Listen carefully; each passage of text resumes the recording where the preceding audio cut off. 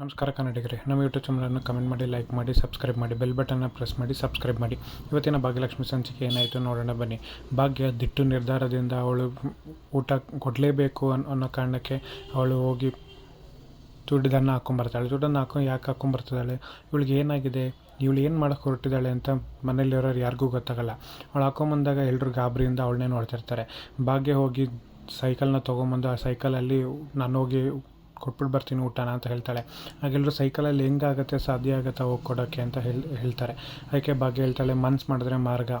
ಈಗ ಗಾಡೀಲಿ ಹೋಗೋಕ್ಕಾಗಲ್ಲ, ಬೇರೆ ಯಾವುದಲ್ಲೂ ಹೋಗೋಕ್ಕಾಗಲ್ಲ. ನಾನು ಸರಿಯಾದ ಸಮಯಕ್ಕೆ ಹೋಗಿ ಅವ್ರಿಗೆ ಊಟ ಕೊಡಬೇಕು ಅಂದರೆ ನಂಗೆ ಇರೋದು ಇದೇ ದಾರಿ. ಹಾಗಾಗಿ ಸೈಕಲ್ಗೆ ಒಂದು ನನ್ಬೆನ ಕಟ್ಟಿ ಊಟದ ಕ್ಯಾರನ್ನೆಲ್ಲ ಅದಕ್ಕೆ ಸಿಕ್ಕಿಸಿ, ಸುಂದ್ರಿ ಮತ್ತು ಪೂಜಾ ಅದಕ್ಕೆ ನೀಟಾಗಿ ಕಟ್ಟಿ ಒಂಚೂರು ಅಲ್ಲಾಡೋದು ಬೀಳದೆ ಹೋದಂಗೆಲ್ಲ ಕಟ್ಟಿ ಭಾಗ್ಯಂಗೆ ಸಹಾಯ ಮಾಡ್ತಾರೆ. ಭಾಗ್ಯ ನಾನು ಹೋಗಿ ಊಟ ಕೊಟ್ಬಿಟ್ಟು ಬರ್ತೀನಿ, ನೀವೇ ಹೇಳಿದ್ರಲ್ಲ ಅತ್ತೆ, ಕೆಲಸ ಮಾಡಿದ್ಮೇಲೆ ಅದು ಏನೋ ಎತ್ತಂತ ನೋಡಬಾರ್ದು, ಅದಕ್ಕೆ ಧೈರ್ಯವಾಗಿ ನುಗ್ಗಬೇಕು, ಆಗ ನಮ್ಮ ಜಯ ಸಿಗತ್ತೆ ಅಂತ. ಹಾಗಾಗಿ ನಾನು ಈ ನಿರ್ಧಾರ ತೊಗೊಂಡಿದ್ದು, ನಾನು ಹೋಗಿ ಆರಾಮಾಗಿ ಊಟ ಕೊಟ್ಬಿಟ್ಟು ಬರ್ತೀನಿ, ನೀವೇನು ತಲೆ ಕೆಡಿಸ್ಕೊಬಿಡಿ ಅತ್ತೆ ಅಂತ ಕುಸುಮಂಗೆ ಹೇಳ್ತಾಳೆ.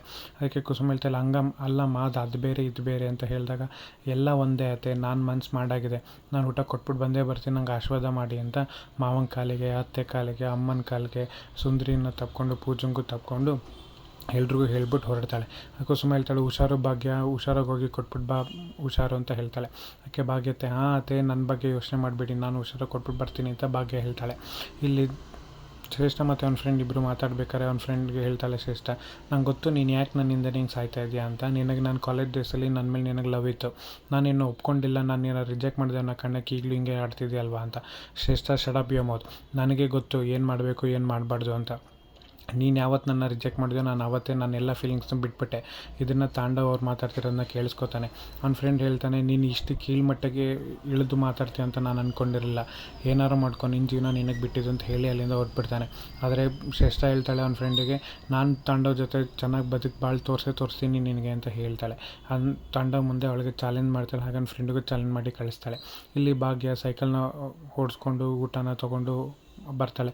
ಬರ್ಬೇಕಾದ್ರೆ ಒಂದು ರೋಡಲ್ಲಿ ಜನರು ಮಾತಾಡ್ತಿರ್ತಾರೆ, ಇಲ್ಲೇ ಉತ್ಸವ ಬರುತ್ತೆ ಅಂತ. ಭಾಗ್ಯ ಹಿಂಗೋದ್ರೆ ನಾನು ಆಮೇಲೆ ಸಿಗಾಕೋತೀನಿ ಅಂತ ತಿರುಗಿಸಿ ಬೇರೆ ದಾರಿಲಿ ಹೋಗ್ತಾಳೆ. ಬೇರೆ ದಾರಿಲಿ ಹೋಗ್ಬೇಕಾದ್ರೆ ಅವಳು ಕಷ್ಟಪಟ್ಟು ನಾನು ಊಟನ ಕೊಡಲೇಬೇಕು ಅವ್ರಿಗೆ, ಆ ಕೊಡೋದ್ರಿಂದ ನಂಗೆ ಉಪಯೋಗ ಆಗುತ್ತೆ ಅನ್ನೋ ಕಣ್ಣಕ್ಕೆ ಕಷ್ಟಪಟ್ಟು ಹೋಗ್ತಾಳೆ. ಹೋಗ್ಬೇಕಾದ್ರೆ ಅವಳ ಸೈಕಲ್ ಟಯರ್ಗೆ ಪಂಚರ್ ಆಗಿಬಿಡುತ್ತೆ. ಅಯ್ಯೋ, ನಾನೇನೋ ಒಂದು ಕೊಡಲೇಬೇಕಲ್ಲ, ನಾನು ಏನು ಮಾಡೋದು ಅಂತ ಅಸಹಾಯಕತೆಯಿಂದ ನೋಡ್ತಿರ್ತಾಳೆ. ಅಸಲು ಕುಸುಮ ಫೋನ್ ಮಾಡ್ತಾಳೆ ಭಾಗ್ಯಂಗೆ. ಕುಸುಮ ಕೇಳ್ತಾಳೆ, ಭಾಗ್ಯ ಹೋದ್ಯಾ ಮತ್ತು ತಲುಪಿದ್ಯಾ? ಅವ್ರು ಮತ್ತೆ ಫೋನ್ ಮಾಡಿದರು, ಫೋನ್ ಮೇಲೆ ಫೋನ್ ಮಾಡ್ತಿದ್ದಾರೆ, ಎಲ್ಲಿದೆಯಾ ಅಂತ.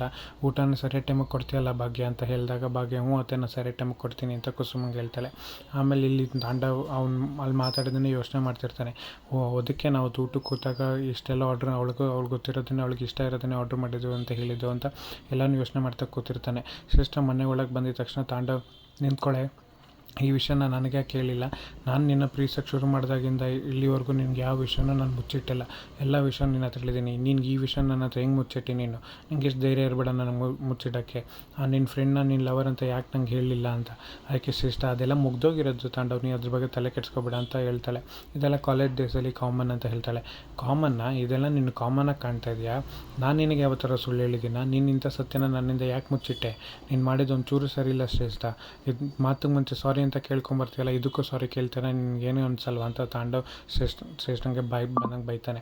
ಶ್ರೇಷ್ಠ ಏನು ಮಾಡ್ತಾಳೆ, ನಂಗೆ ತಾಂಡವ್ ಕಾಲಕ್ಕೆ ಬಿದ್ದು, ತಾಂಡವ್ ದಯವಿಟ್ಟು ನನ್ನ ಕ್ಷಮಿಸ್ಬಿಡು, ನಾನು ಯಾವತ್ತೂ ಅವನ್ನ ಪ್ರೀತಿಸಿಲ್ಲ, ನಾನು ನಿನ್ನನ್ನೇ ಪ್ರೀತಿಸಿರೋದು, ನಂಗೆ ನೀನೇ ಮುಖ್ಯ, ನಾನು ನಿನ್ನ ಜೊತೆ ಚೆನ್ನಾಗಿರಬೇಕು ಅಂತ ಪ್ರೀತಿ ಮಾತಾಡ್ತಾಳೆ. ತಾಂಡವ್ ಕರಗೋಗ್ತಾನೆ. ಶ್ರೇಷ್ಠನ ತಗೊಂಡು ನೀನೇನು ತಲೆ ಕೆಡಿಸ್ಕೊಬೇಡ ಅಂತ ಹೇಳ್ತಾನೆ. ಇಲ್ಲಿ ಕುಸುಮ ಭಾಗ್ಯನ ಹತ್ರ ಮಾತಾಡ್ಬೇಕಾದ್ರೆ ಭಾಗ್ಯ ಹೇಳ್ತಾಳೆ ಕುಸುಮಂಗೆ, ಅತ್ತೆ ನನ್ನ ಸೈಕಲ್ ಪಂಚರ್ ಆಗೋಗಿದೆ ಅತ್ತೆ, ನಾನು ಏನು ಮಾಡಬೇಕಂತ ಗೊತ್ತಾಗ್ತಿಲ್ಲ ಅಂತ. ಕುಸುಮಂಗೆ ಟೆನ್ಷನ್ ಶುರು ಆಗುತ್ತೆ.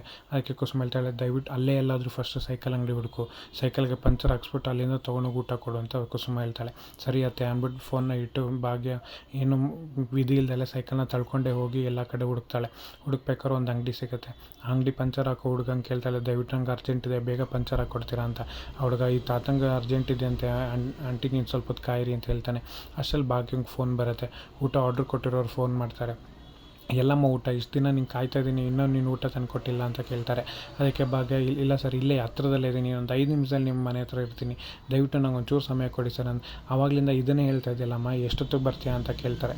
ಇಲ್ಲ ಸರ್ ಇಲ್ಲೇ ಹತ್ರದಲ್ಲೇ ಇದ್ದೀನಿ ನಾನು ಬಂದುಬಿಟ್ಟೆ ಅಂತ ಭಾಗ್ಯ ಹೇಳಿ ಫೋನ್ ಇಡ್ತಾಳೆ. ಆಮೇಲೆ ಅವಳನ್ನ ಕೇಳ್ತಾಳೆ, ಹುಡುಗನ ದಯವಿಟ್ಟು ಪಂಚರ್ ಕೊಡಪ್ಪ ಅಂತ.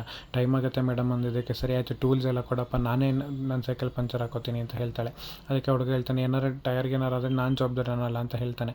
ಭಾಗ್ಯ ಇಲ್ಲ ನಾನೇ ಜವಾಬ್ದಾರಿ ಅಂದ್ಬಿಟ್ಟು ಅದು ಊಟದ ಬಾಕ್ಸ್ನೆಲ್ಲ ಕೆಳಗಿಟ್ಟು ಫುಟ್ಪಾತ್ ಮೇಲೆ ಊಟದ ಬಾಕ್ಸ್ನೆಲ್ಲ ಇಟ್ಬಿಟ್ಟು ಅವಳೇ ಟೈರ್ಗೆ ಪಂಚರ್ ಹಾಕೋಕ್ಕೆ ಮುಂದಾಗ್ತಾಳೆ. ಹಾಕ್ಬೇಕಾದ್ರೆ ಕೈ ಏಟಾಗುತ್ತೆ. ಅವಾಗ ಹುಡುಗ ಹೇಳ್ತಾನೆ, ಈ ಥರ ಅಲ್ಲ ಮೇಡಮ್ ಹಿಂಗೆ ತೆಗೀರಿ ಅಂತ ಹೇಳ್ಕೊಡ್ತಾನೆ. ಆ ಥರ ಭಾಗ್ಯ ತೆಗಿತಾ ಹೋಗ್ತಾಳೆ. ಭಾಗ್ಯ ಯಾವುದೇ ಕಷ್ಟ ಬಂದರೂ ಅವಳು ಧೈರ್ಯವಾಗಿ ನಿಂತ್ಕೋತಾಳೆ. ಮುಂದೇನಾಗುತ್ತೆ ನೋಡೋಣ.